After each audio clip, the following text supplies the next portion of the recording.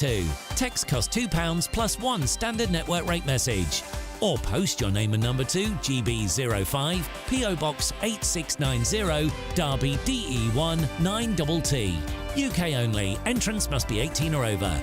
Lines close at 5 p.m. on the 31st of May. Full terms and privacy notice at gbnews.com/win. Please check the closing time if listening or watching on demand. Good luck. 2024, a battleground year. The year the nation decides. As the parties gear up their campaigns for the next general election. Who will be left standing when the British people make one of the biggest decisions of their lives? Who will rise? And who will fall? Let's find out together. For every moment, the highs, the lows, the twists and turns. We'll be with you for every step of this journey. In 2024, GB News is Britain's election channel. I'm Patrick Christie's. Every weeknight from 9, I bring you 2 hours of unmissable, explosive debate and headline-grabbing interviews. What impact has that had? We got death threats and the bomb threat and so on. Our job is to do what's in the best interest of our country. You made my argument for me. My guests and I tackle the issues that really matter, with a sharp take on every story. I'm hearing it up and down the country. That was a beginning, not an end. Patrick Christie's tonight from 9 p.m. only on GB News, Britain's news channel.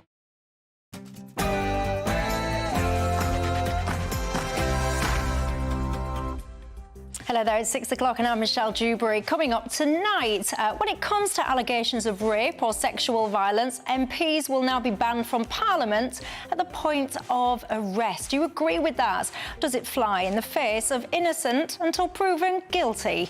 Also, school support staff have walked out over issues surrounding equal pay for men and women. Is it really as simple as just women being paid less than men for the same job?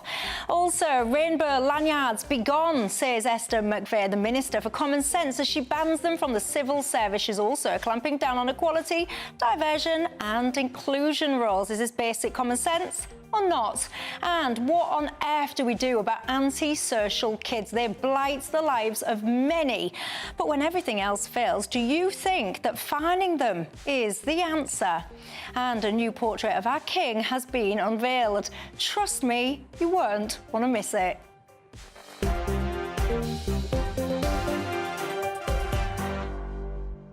We'll get stuck into all of that and more, but before we do, let's cross live for tonight's 6 o'clock news.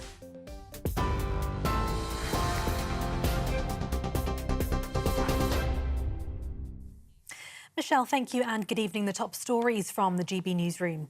A major manhunt is underway in France after 2 prison guards were shot dead and 3 others seriously injured during an ambush on a prison convoy. Vehicles were rammed at toll booths on a motorway at Anqueville in the northwest of the country. Images on social media showed at least 2 men in balaclavas carrying rifles near an SUV that was in flames. The car appeared to have been rammed into the front of the prison van. Local media is naming the suspect as Mohamed Amra, who's 30, and reportedly has ties to powerful gangs in the city of Marseille. In Georgia, huge numbers of riot police have now broken up crowds of protesters who believe their nation is on a path to dictatorship. Demonstrators broke through the barriers outside the Parliament building, where a controversial law has been passed. The Foreign Agents Bill puts limits on media and non-governmental organisations which receive at least 1/5 of their funding from abroad. These are live scenes from Tbilisi, where crowds are still gathered outside after clashes with officers. Critics are calling it the Russian law and think it will damage aspirations to join the EU. However, Georgia's government insists it's needed to promote transparency. In the United States, House Speaker Mike Johnson stood silently beside Donald Trump outside court this afternoon as the so-called hush money trial continues. He's the most senior member of the Republican Party to appear with Mr. Trump during the case. The former president is accused of trying to cover up a payment to former adult film star Stormy Daniels to boost his 2016 election campaign. Speaking to crowds outside the court, Mr. Trump criticised the case, the prosecutors and the judge. The gag order has to come off. So when you ask me a question about the people that we're talking about, I'm not allowed to answer. There's never been anything like this in the history of our country. It's a scam. It's election interference at a level that's never taken place before. A Home Office minister says the Good Friday Agreement should not be read so creatively as to cover migration issues. It's after a judge at Belfast High Court ruled that parts of the government's Illegal Migration Act should not be applied in Northern Ireland. Responding to an urgent question from the DUP, Tom Pursglove said the government intends to appeal against the court's judgment and would not be deterred from its Rwanda plan. In other news, the families of 3 people stabbed to death in Nottingham are demanding the killer is never released after the Court of Appeal ruled his sentence won't be changed. Valdo Callaghan killed Barnaby Webber, Grace Amali Kuma and Ian Coates last year. The 32-year-old, who suffers from paranoid schizophrenia, was given an indefinite hospital order. The Bank of England says there's some way to go getting inflation down after the latest wage growth. Data from the ONS shows wages in the first 3 months of the year were unchanged at 6%, outstripping cost of living increases. Meanwhile, the rate of unemployment is at its highest level for nearly a year. There were 26,000 fewer job vacancies in the 3 months to April, while the number of people in work dropped by 85,000. The Prime Minister is calling on shoppers to back British produce as he hosts the second Farm to Fork summit at Downing Street. Labour says the Conservatives have driven farmers to breaking point and have pledged a new deal they say will put money back into their pockets. But Rishi Sunak's told members of the food industries that Britain must reduce its reliance on fruit and vegetables from overseas. We are going to stick to our plan, supporting you to keep creating great jobs across the United Kingdom and keep making the food that we know and love so dearly. And specifically to our British farmers, I do want to say this: we are with you. And finally, the first official painted portrait of the King since his coronation has been unveiled at Buckingham Palace. The oil on canvas shows His Majesty in the uniform of the Welsh Guards, of which he was made regimental colonel in 1975. The portrait by British artist Jonathan Yeo was commissioned in 2020 to celebrate the then Prince of Wales's 50 years as a member of the Drapers Company in 2022. In the new portrait, the King is depicted sword in hand with a butterfly landing on his shoulder. For the latest stories, sign up to GB News Alerts by scanning the QR code on your screen or go to gbnews.com/alerts. Now back to Michelle.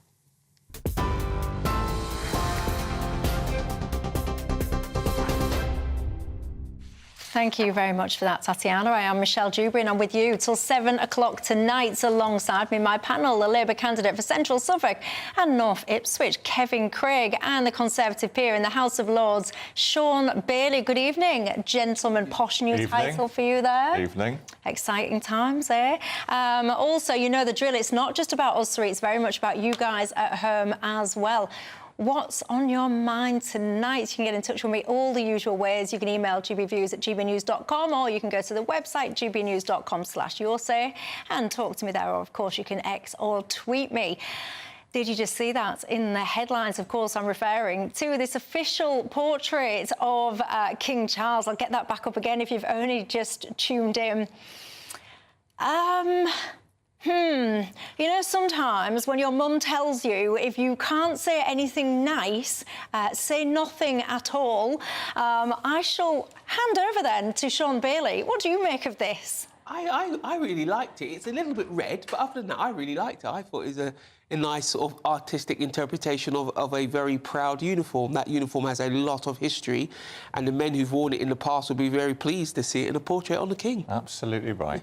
Really? Jonathan Yeo is a brilliant portrait painter, one of the best British artists in generations. Maybe I need to give my glasses a wipe, but to me, I think it's absolutely ridiculous. I think it looks like it's... Maybe I'm just not very sophisticated when it comes to interpreting art, but it's like, to me, it looks like it's smeared in blood. But what your reaction shows you that it's a successful picture. Art is meant to generate conversation, it's meant to generate opinions, and that's certainly got a rise out of you. And I really do think it's quite striking. And you've got to imagine that in an enormous room next to hundreds of other bits of art, what's going to stick out? It'd probably be that. Yeah. Let's hope that the King doesn't do what Churchill did when he didn't like one of those pictures, because he went and bought it and then stuck a knife through it. So. Well, let's hope, actually, it doesn't do what one of those Bankses did and halfway through the auction get shredded. Do you remember that one? It got shredded, and then, actually, ironically, it was worth even more when it was part shredded. Do you remember that one? Anyway, you know what? Tell me what you think to that artwork. Maybe I'm just being an unsophisticated so-and-so. I'd love to know what he actually thinks to it, because obviously you've got to put a polite face on, haven't you? You've got to go, oh, yeah, it's like really amazing, yeah. Whereas inside, I bet you're probably going like, what on earth is that, really?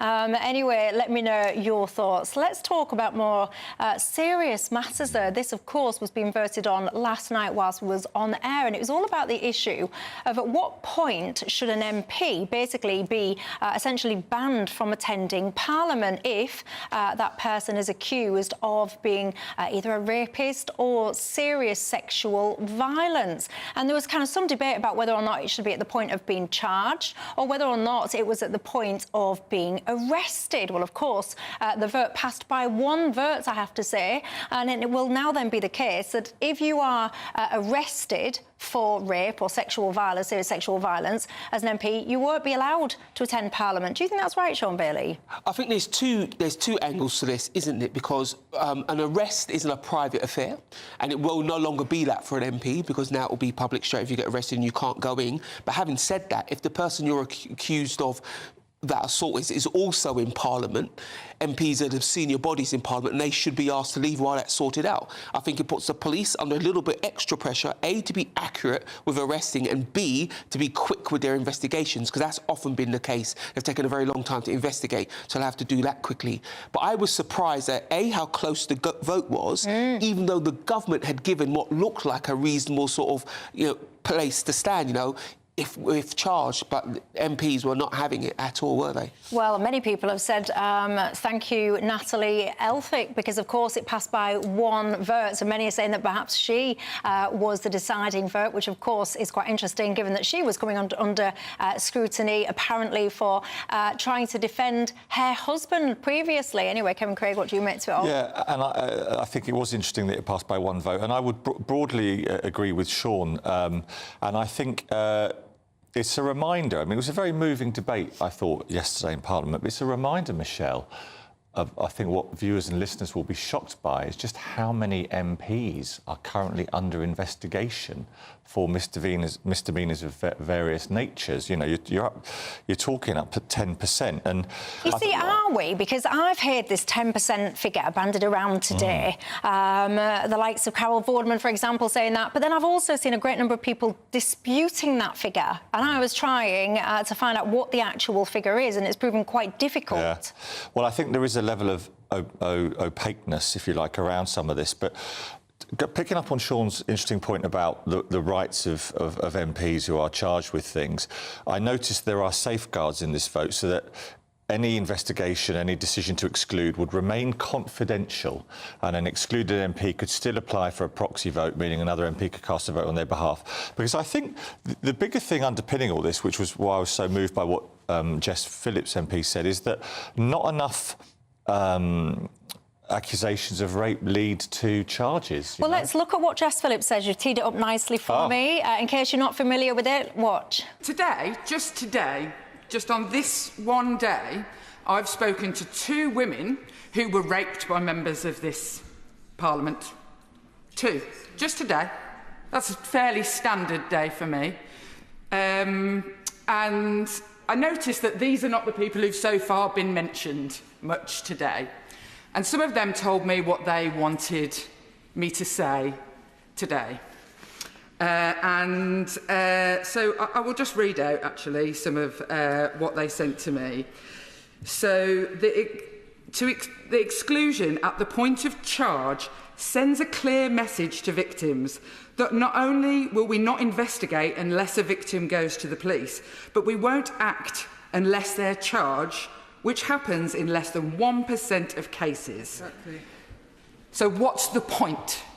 Was essentially what this victim said to me. And she got celebrated a lot for saying that. Yeah. I mean, the stats that she mentioned sounds a bit odd to me. 2 women raped that day by members of that parliament. She said that was a fairly standard day. I mean, she wasn't saying that happened yesterday. She's just saying that she happened to speak yesterday to 2 women who'd been raped by MPs. But then she said that was a fairly standard day. What? So it's a fairly standard day that she speaks to 2 women that have been raped by members of parliament. I didn't take it from that. But I mean, what I think the point I would still maintain is that there is not enough rape accusations lead to charges. But this is the thing. So Jess Phillips's comments, if you take them for what she's trying to really add some pressure to what is a horrible situation for people. Says women who've been raped, and men too, and they do deserve justice and they deserve protection while you're looking for that justice. But there is another side of that coin. If you make an accusation against someone and they're arrested, what if they are innocent? You've devastated a life. That person may have to go home and look their daughter in the eye. They're certainly going to have to look the constituents in the eye when the speculation starts, because they've been banned from Parliament. And there's a balance to be trod there. Jess Phillips's point, and I think she's largely right, is that we need to lean towards the victim, but we must be careful about how we treat people who are innocent until proven guilty, because that is the basic tenet of our law. And MPs are in the limelight in a way most people are not, and vexatious claims could be something they'd have to deal with in a level that other people would not as well. Jess Phillips actually responded to that point, and she was saying it's actually very difficult to be arrested for something like this, and she was saying vexatious claims. She didn't really think that would be too much of a problem. But listen to the Tory MP Miriam Cates. She was responding to this issue as well today on GB News. Is not being found guilty. Being charged is still not being found guilty, but I think there are more arguments for safety when somebody is charged with an offence. But I think we have to recognise that Parliament is not an ordinary workplace. There are only 650 MPs, and we don't represent ourselves, we represent our constituents. And if an MP is banned from the premises, that's 100,000 people who are not being represented. We should be speaking up for the rights of MPs and their constituents in 10, 20, 30 years' time, and we should be taking decisions that will encourage good people to come into Parliament and want to be in Parliament, and I'm afraid last night we did the opposite. I've been asking people on Twitter, what do you think, where do you think is the right point in the process to be potentially suspended? And I gave you 4 options, at the point of allegation, the point of arrest, the point of charge, or the point of conviction. I've got to say, by a very small amount, I grant you, most of you at the moment are saying it should be at the point of conviction. 35% of you saying that so far, 32% of you are saying it should be at the point of charge. Now, I know you're saying, and by the way, you can keep voting in that. I'm not going to close it for another kind of half an hour so you can get your thoughts coming in. And I know you say there'll be an element of confidentiality to this. Yeah. But unless you're blind, you're probably going to notice that one of your colleagues is no longer there. And people gossip. That's just a fact, right? So if you are indeed suspended, then that confidentiality clause is irrelevant, really. Yeah, I mean, I take your point, but I think the bigger issue is the way that victims of sexual crime, whether it's in Parliament or in other situations, are not listened to, the numbers of cases that don't lead to convictions. I do agree with your inference, it's finely balanced, but I think I am really glad that this vote has gone through by 1, because, again, if there's a side I have to come down on, it is the side that we need to listen more to victims. And as Sean said in Parliament, where somebody who's making this accusation may have to see that person day in, day out.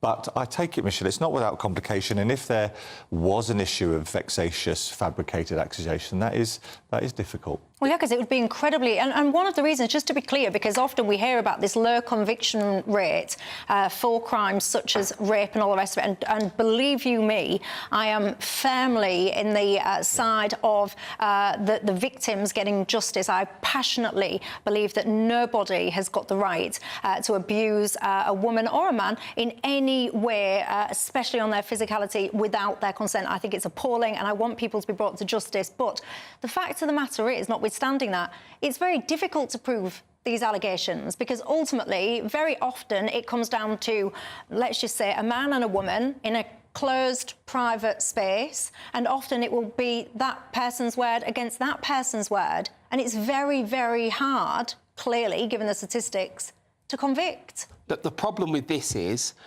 the court of public opinion, which is very important to an MP, because that's how they retain their position or not, will absolutely convict them every time. And when your survey wanted to do it at the point of charge, let's say, because I think people are more comfortable with that because they feel like the police would have sought very good evidence to do that. Jess Phillips's point, though, is there's a lack of justice. She feels that 1% figure shows that more people get away with it than get caught. The public are like, well, we need more evidence before we condemn someone. And putting it at the point of charge, and let's be clear, if you're an MP and you go missing from Parliament, right, that speculation will turn into a problem for you. I mean, you stub your toe, you're at home, they think you got suspended for a sexual offence. That's how social media works, unfortunately, and there's a balance to be created there. I still think the public are in the space where they think you are guilty, you are innocent until you're proven guilty, and this might suggest something different. Do you still think that at home, that you're innocent until proven guilty? John says, Michelle, look, it's becoming easier and easier to try and ruin a man's life in the UK without any evidence. Ronald says, what would happen to the accuser if the accusation was proved to be false? I guess the question back to you then, Ronald, is what do we mean by false? Because as we're saying, just because someone doesn't perhaps then get charged, let alone convicted of those kind of offences, doesn't necessarily mean that they haven't done it. This is really tricky. How do you prove two people in a private space, nobody else around, this person's word against this person's word? It's very, very tricky to get that conviction. Yes, but I just still think that not enough is done for victims of rape. And I think, you know, until somebody's convicted, they're not convicted. But I'm not saying it's not tricky, but I think, you know, what Jess Phillips said yesterday, I was very persuaded by. There is a bigger thing. MPs and Parliament still does have to clean up its act, and I think that, you know, there is a dispute. You know, and people across all sides of the spectrum agree on that. And you know, I remember in recent years where some MPs have been wrongly accused of stuff. I remember Liz Truss really stitched up one of her own MPs and ruined his ministerial career for a while. So it does work all ways, but generally people want to see Parliament cleaned up a bit. I completely do agree with that. Lots of you getting in touch and saying it should absolutely, Michelle, only be at the point of conviction. So if you're one of those people, perfectly valid opinion, but let me put this back to you. If you think it is only at the point of conviction, now that we've just gone through the fact that those convictions are incredibly rare and incredibly hard to get, do you think it is OK if you were the victim then perhaps that you'd been raped, that the person just got off with it and nothing happened? Would you be OK with that? David says if an MP is arrested, his salary should essentially be arrested at the same time. He says most people would be sacked on the spot. He says, but not the elite. There seems to be different rules for the privilege. But Anne says, Michelle, innocent until proven guilty always. Otherwise, how on earth would you prevent malicious accusations? There you go. Let you ponder it in the break. When I come back from the break, though, I want to talk to you. Have you seen the latest strike now? You've seen support staff at schools going on strike over equal pay. Is this all just as simple as men being paid more than women, or is it a little bit more complicated than that? I'll see you in 2.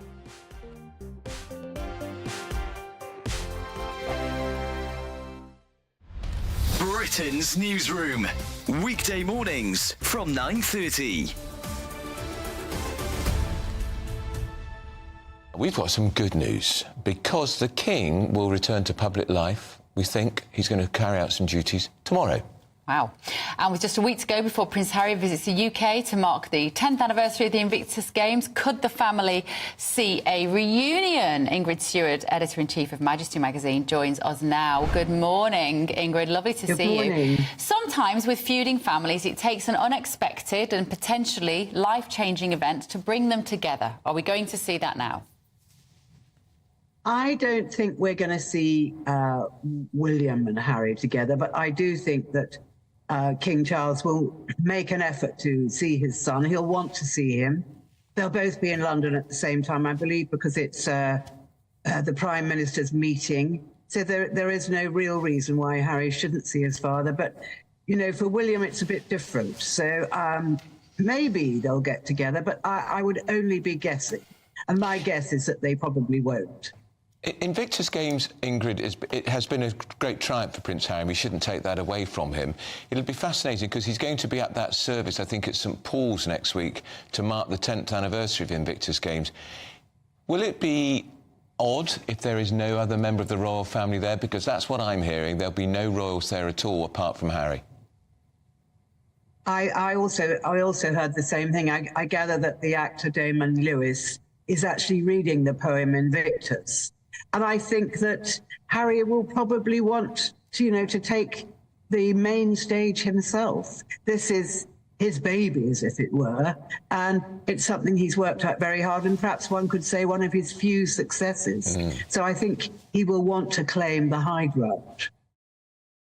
In the GB newsroom, we bring you the news as it happens. With our team of dedicated journalists across the UK, GB News brings you accurate reporting of the day's topical agenda.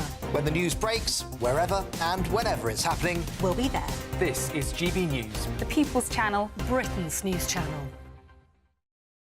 We're proud to be GB News, the People's Channel. And as you know, we always love to hear your views. Now, there's a new way of getting in touch with us at gbnews.com/yoursay. By commenting, you can be part of a live conversation and join our GB News community. You can even talk to me, Bev Turner, or any of the members of the GB News family.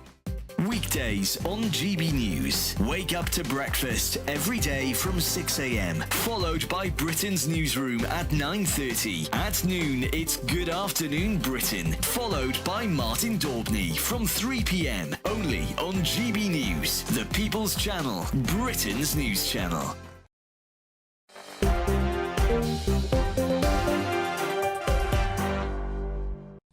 Hi there, I'm Michelle Dewberry with you till 7 o'clock. The Labour candidate for Central Suffolk and North Ipswich, Kevin Craig, alongside me, as is the Conservative peer in the House of Lords, Sean Bailey. You really are divided about that previous conversation at home about the point of which an MP should be essentially banned from going into Parliament when they're accused of something really serious like rape.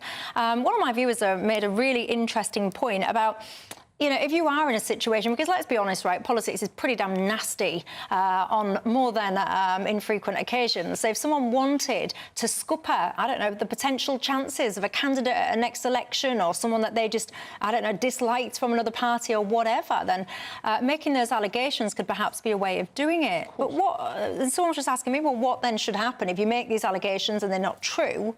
What then would happen to that person? And this is that age-old debate about anonymity, and should you have anonymity if you're accused of something? Look, for an MP or anyone in public life, it probably isn't that simple. So someone makes an accusation against you, it gets disproved. Do you want to prolong the pain by going after them? You'll then be seen as a bully, potentially. You'll then be seen as this big man. If it's a man versus a woman, you know, pursuing someone, you probably want to do it. And, of course, your family will probably just want the pain to go away. What would be interesting is, what does the law say about that? What are the actual figures for, do people have these cases proved, and does the judiciary go after them? Because if only 1% of rape cases are proven, it would be a surprise to me if any significant percentage larger was proven that the cases were false. But it happens, amount. You hear people say it's happened to them, so let's see what the police want to do about it, and more importantly, the Crown Prosecution Service. Yeah, and I guess you know, I think everyone comes out with the good intentions, don't they? Which is ultimately you do not want wrong-uns wandering among Parliament. That is, of course, I would argue, the central theme and desire of everybody. But how you get to that is a completely issue that's open for debate, certainly among you guys at home. Let me ask you this then: equal pay. Surely that was sorted out a long time ago, wasn't it? It's unlawful to pay a man and a woman of equal kind of talents and merits doing the same job at the same level differently. You can't do that. So what's going on then? Because we've got instances such as Birmingham City Council. I mean, they've got themselves, you know, into an absolute mess when it comes to equal pay stuff. And now you've seen support staff walking out of 35 schools. This is people like teaching assistants, catering staff and other workers. And it's all about, in fact, actually, let me throw it open to you. You are a former councillor yourself, not at Birmingham, but more broadly. Yeah. What do you think is going on in some of these cases? Well, let me just say, Michelle, the reason why I was really glad you focused on this story today was a number of reasons. I am a GMB member, as was my mother. Which is the union, by the way, that's focused on this, sorry. Yeah. My mum was also, and she was a dinner lady, and the GMB were absolutely brilliant in representing her for various issues during her life. Now, I mean, this is the latest episode in Birmingham Council, who are in a real pickle, and it's happened across administrations of different political colours. They do need to sort the claim out. The council says that they are trying. The GMB are very energetic in how they represent their members.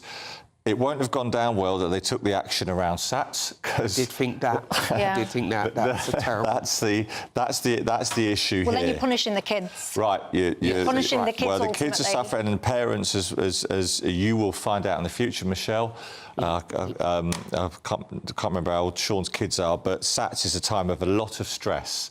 So that's the challenge here, and I'm hoping that will be, this won't be happening again, because, it doesn't help pupils and their parents, but the union, they need to get this rectified for their members. Let's listen to someone from the GMB union then, seeing as again you're like my left-hand man. And you're no like one's my told foil. me to do it. You're like my foil, I love it. Come on then, let's have a look. GMB union. Women in Birmingham City Council have been fighting for equal pay for decades, and they are owed thousands, if not hundreds of thousands of pounds of stolen wages, and they're out because they've had enough. It's time for the council to take this seriously and pay back those stolen wages. Well, some of these workers lodged their last wave of equal pay claims back in 2021, so this is not overnight. This campaign has been building for now years, and it's not just the campaign that's been building, it's the liabilities that the council owes that's been building, and that's why the figures are now in excess of £100 million that are owed. Cool, blimey. That little lad there, he wasn't resting at all, did you see him? It made me dizzy. Anyway, Sean, your thoughts? There's two things. Firstly, this is a council that's in a lot of trouble. But the biggest version of this looks like £760 million. That'll absolutely wipe them out. There's no chance they could raise that money, so they're going to have to get into a negotiation. This is going to surprise you, what I say. I actually think the GMB are right and the right people to deal with this, because I wonder if this is as much about unequal pay as it is low pay. I think a lot of what's gone on here, people have been paid at a very low level, and that's probably what sparked. I think actually we do a lot. We should be paid more. I think the problem you're going to see here, in one sense, it should be simple. It's illegal to pay a woman and a man a different sum for the same job, and if they have done that, the GMB will land them in court, and then they will lose permanently. But I think at this point in time, they should be leaning on the GMB actually as a supportive friend to help them solve this. Because that lady in the VT talked about 100 million. The council have a better chance of dealing with that than they do this 760 million. Yeah, so I do want to just be a bit clear on this, because what we're not talking about a man.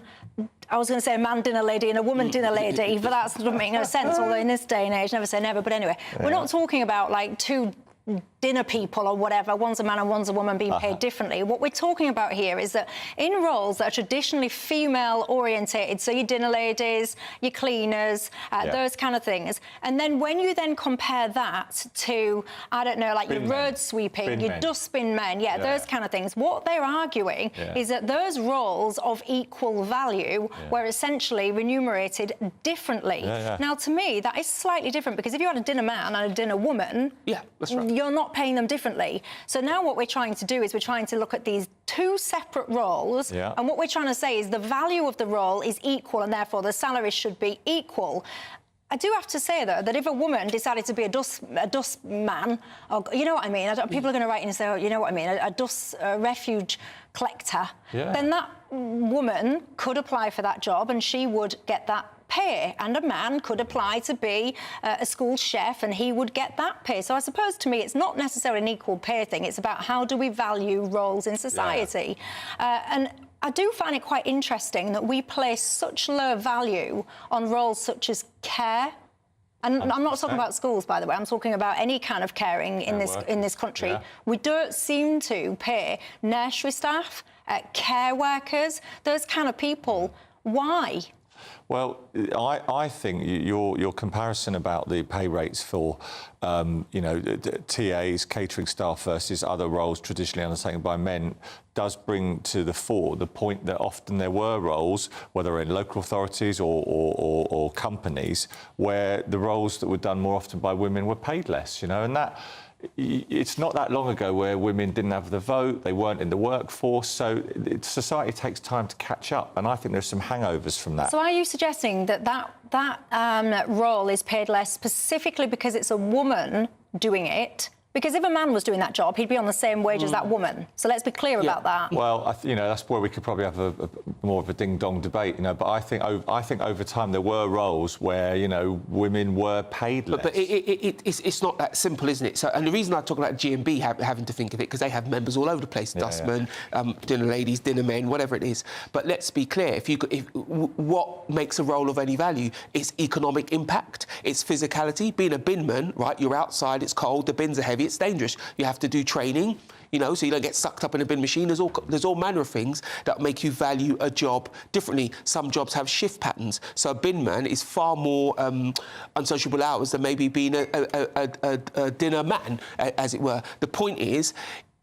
the GMB's campaign looked good when they said it's women being robbed of salary. Actually, it's job value, and then there are equations. There's an opinion there as to what's valuable or not. If the bin men go missing, what impact does it have? If a dinner man or lady goes missing, what impact does it have? All of these things need to be taken into account. And the traditional place of a role is almost of the time.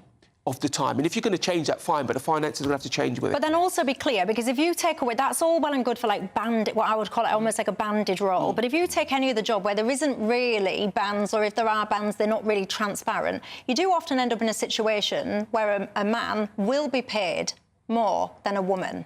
Traditionally, that's been the case, but banding a role helps you... Why do you think that is then? Go back. You said traditionally, why? I think it's been two things. Traditionally, we've paid less for care because we had a society that's very patriarchal, and I'm families... not about care. No, because we had a society that delivered a lot of its care through its family structure. Right. So therefore, care in a professional situation was downgraded because most of it came from elsewhere. Your family didn't do the admin for Tesco's. Tesco's had to pay for that, so they would pay more. That's why. The point being, though, if you look particularly at this case, you are now asking people to judge roles against each other.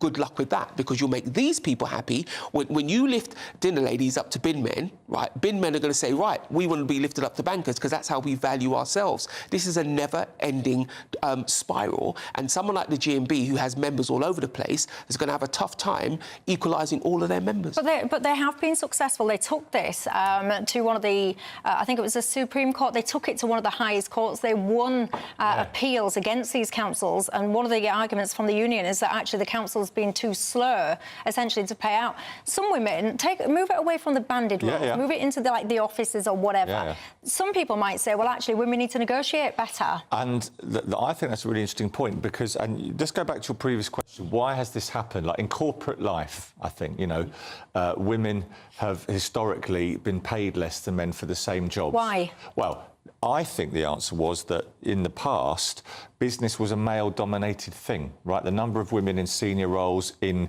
corporations, in public bodies, was less.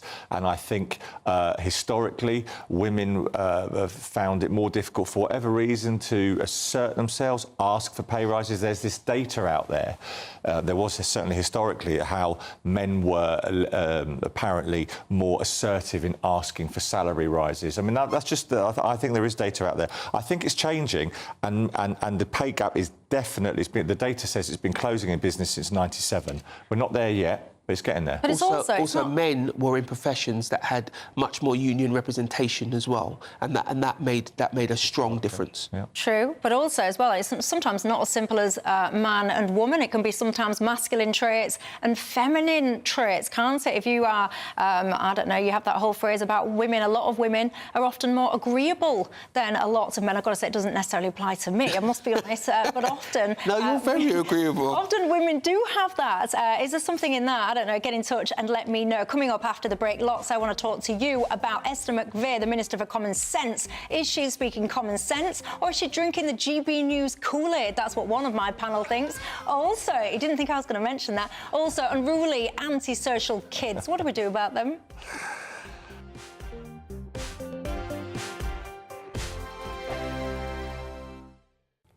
Hi there, welcome to the latest forecast from the Met Office for GB News. Low pressure remains close to the UK for the next 24 hours and beyond. That means further showers at times, but it's not going to be a complete washout. There will be some drier and sunnier interludes. Some places will avoid the showers for long periods of time. That low pressure is sitting to the southwest. That's where we'll continue to see showers feeding into Cornwall and Devon overnight, but otherwise drying up nicely across Northern Ireland, Wales, into the Midlands, southern England, staying largely dry in the far northeast of Scotland. In between, areas of cloud, some outbreaks of rain, but some drier interludes as well. Many places under the cloud, staying at 12 to 13 Celsius, but cooler there as we begin the day for Northern Ireland, for southwest and west Scotland. Some decent sunny spells first thing. And actually, for many places, it's a bright day, but there will be this zone of cloud and outbreaks of rain from East Anglia into the East Midlands, Northern England, the far south of Scotland, keeping temperatures suppressed, and some low cloud hugging the North Sea coast of Scotland and Northern England. Elsewhere, sunny spells and a few showers, and it's a similar theme as we begin Thursday. This zone of cloud edges north into parts of northern England, southern Scotland, and then eventually Northern Ireland. Either side of that, showers will develop, but the far north of Scotland, the far south of England, stays dry and sunny on Thursday. Friday, further sunny spells and showers, highs of 21 or 22. The latest GB News travel. Good evening, I'm Johnny Ratner with the latest. There are long queues on the M6 heading north through Staffordshire, junction 12 to 13. The two left lanes are shut as you head towards Stafford for emergency repairs. And further south, it's really slow still on the M6 as you head from 6 to 7 away from Spaghetti near Birmingham after a lorry broke down. Although all lanes are back open, it's still queuing back towards the M42 interchange. On the M1 in Northamptonshire, the left lane and the right-hand lane are both closed from 16 to 17 towards the M45. A two-car collision is being dealt with. In South London at Peckham High Street, westbound where a bus has broken down at Mellon Road. Devon, the A3123, that's still closed through Ilfracombe because of an accident, and there are no ferries in Cornwall between St Mawes and Falmouth due to the bad weather. And on London Underground, minor delays on the central line out of Leytonstone to Hainault and Epping. That's the latest. You can stay up to date throughout the day by visiting our website gbnews.com. I'm Patrick Christie's. Every weeknight from 9, I bring you 2 hours of unmissable, explosive debate and headline-grabbing interviews. What impact has that had? We got death threats and the bomb threat and so on. Our job is to do what's in the best interest of our country. You made my argument for me. My guests and I tackle the issues that really matter with a sharp take on every story. I'm hearing it up and down the country. That was a beginning, not an end. Patrick Christie's tonight from 9 p.m. only on GB News, Britain's news channel.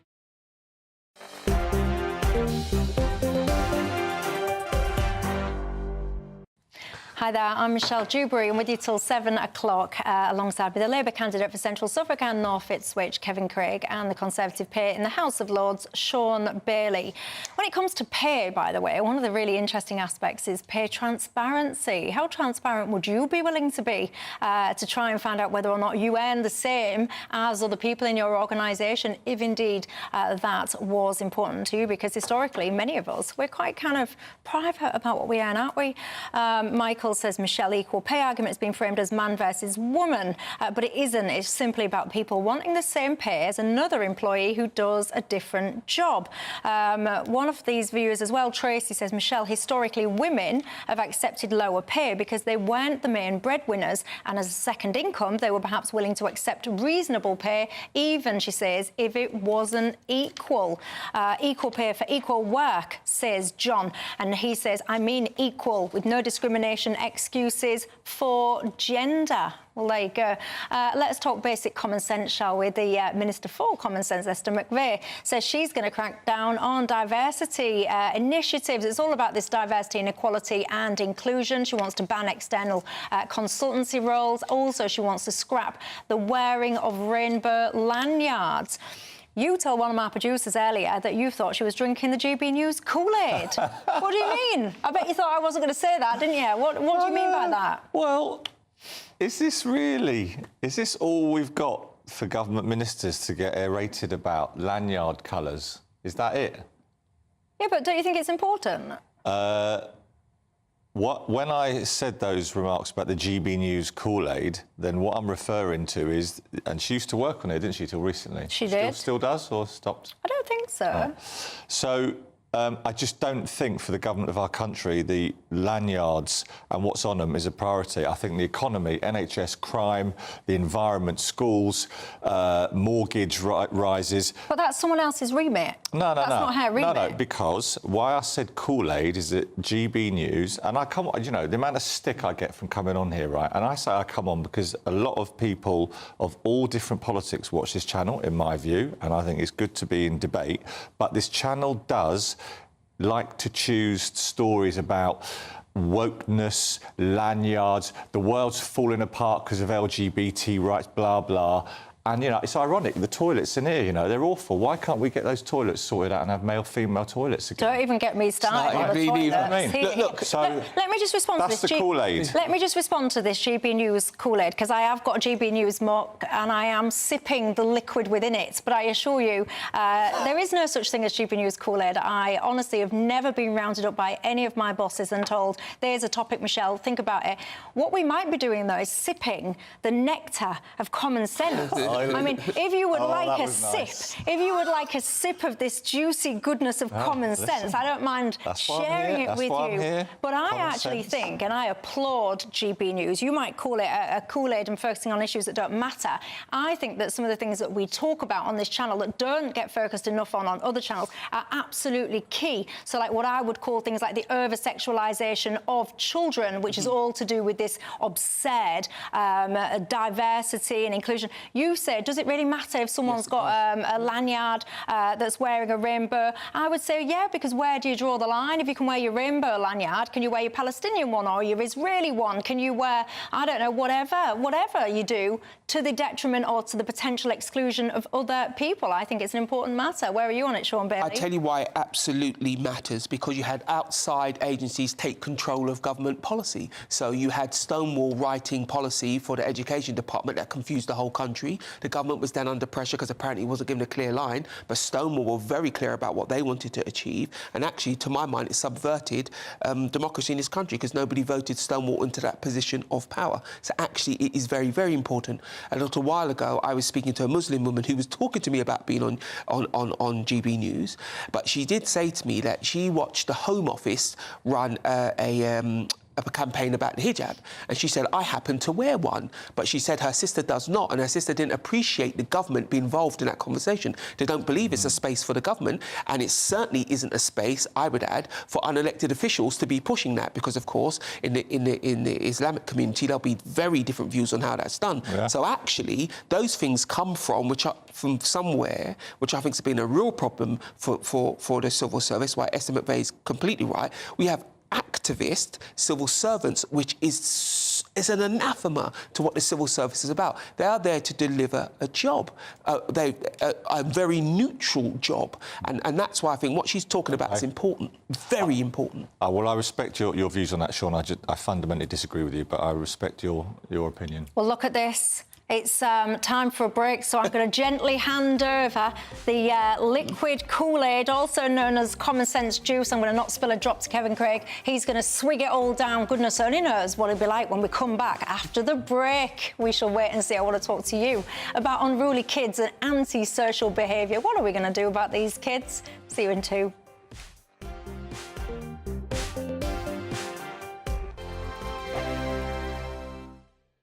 This is GB News, Britain's news channel. Prince Harry, remember him? He appears to have fully turned his back on the UK as he listed his primary residence as the United States for the very first time in papers published yesterday.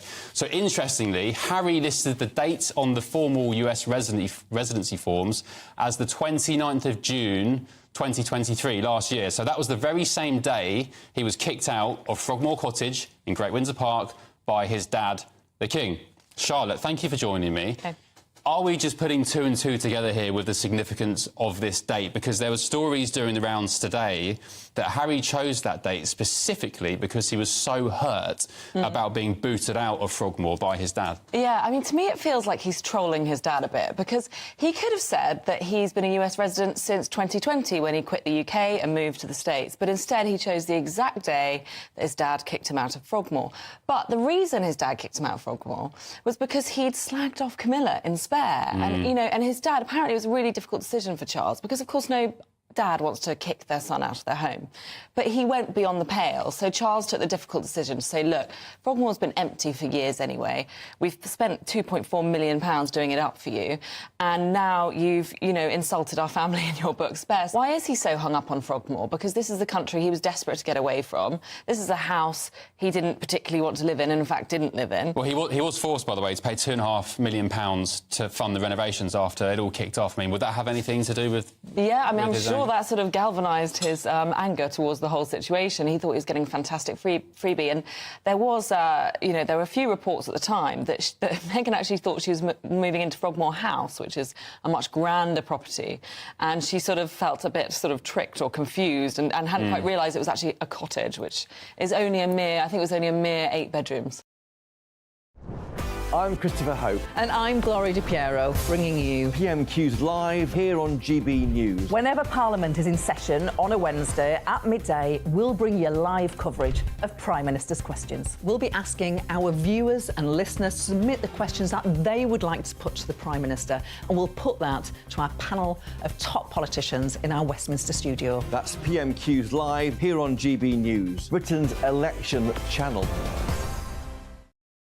GB News is Britain's election channel. And when the big stories break, we're tackling them on Britain's newsroom. When we disagree, and we disagree a lot, it's even livelier than normal. We don't disagree that much. We do. His comedy, though, is revolting. I knew her, and unlike you. That explains Beverly Turner's temperament. It's a bit frosty in here, isn't it? He'll have one of me one day. For dartball practice. Britain's newsroom on GB News. Weekdays, 9:30 a.m. GB News, the People's Channel, Britain's news channel.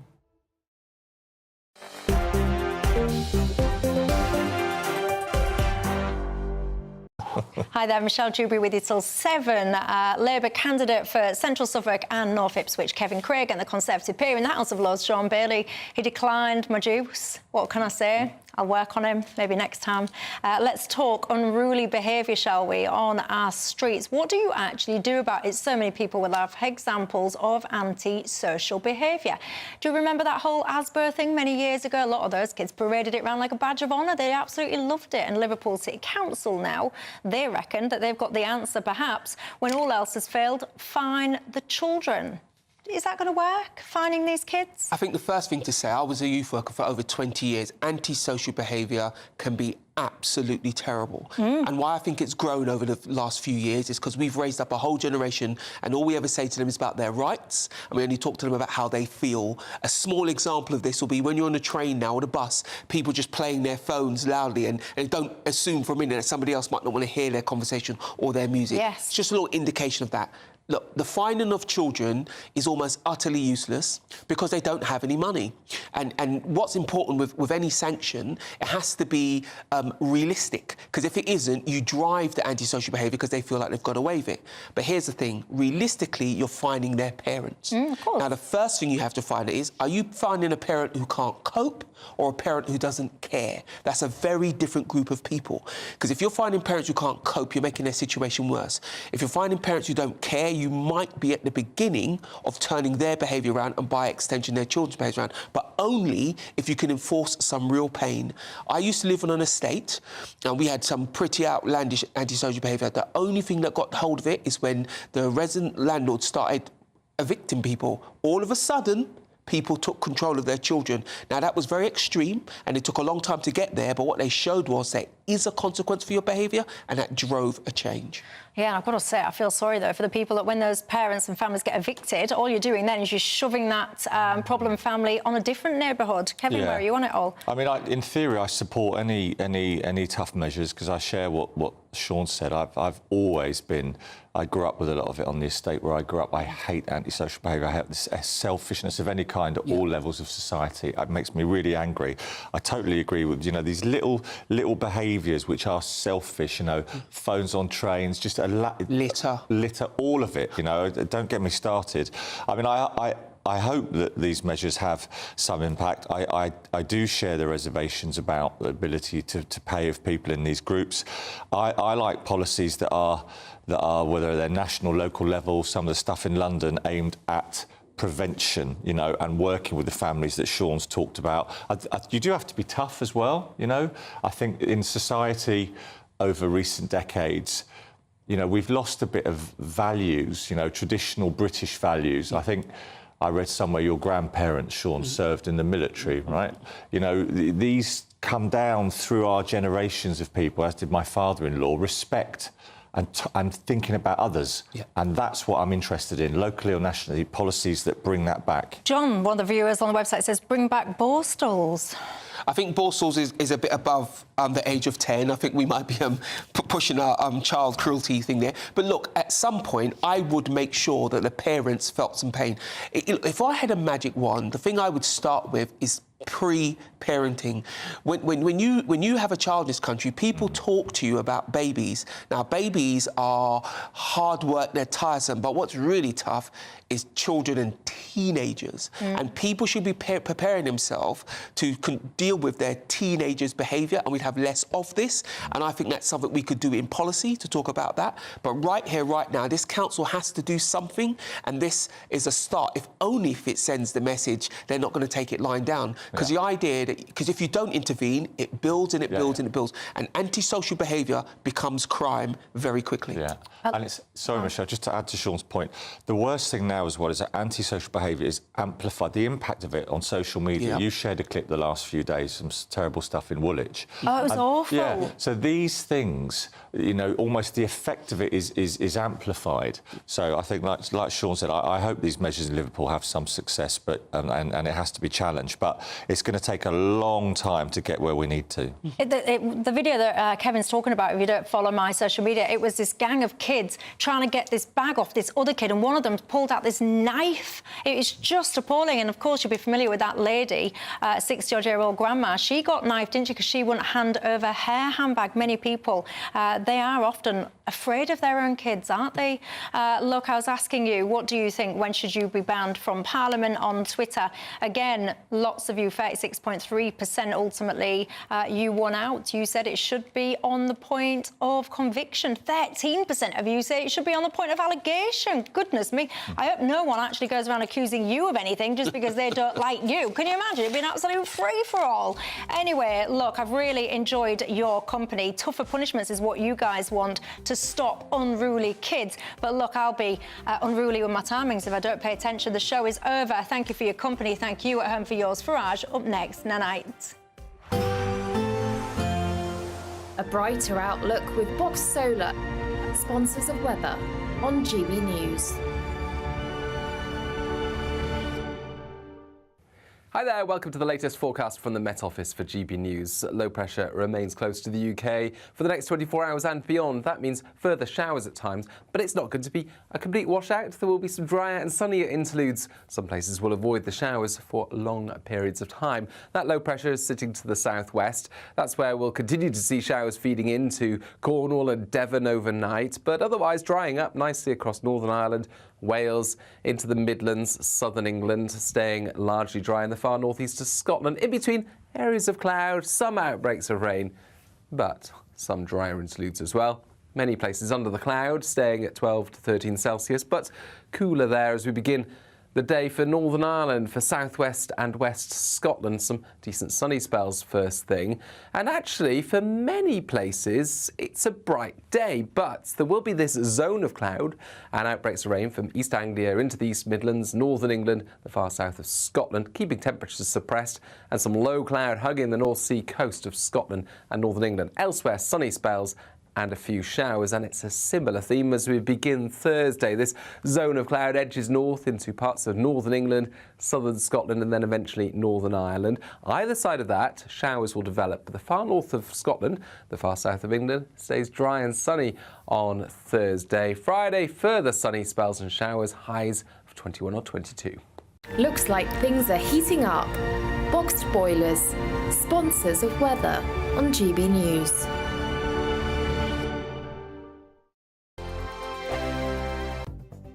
The latest GB News travel. Good evening, I'm Johnny Ratner with the latest. A lorry's broken down in Lincolnshire, closing the A15 in both directions between the Blythburgh exit through to Redbourne. Meanwhile, the A1M in Hertfordshire is partly blocked southbound from junction 3 to 1 from the Hatfield exit down to the M25 towards London at the scene of an accident. And the M4 towards London has the left lane shut through Berkshire, junction 5 to 4B towards the M25. A car's broken down just west of the M25 interchange.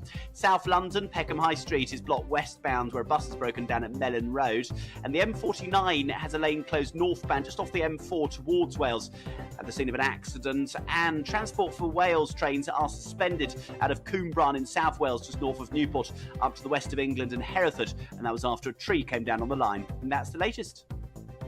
You can stay up to date throughout the day by visiting our website GBNews.com.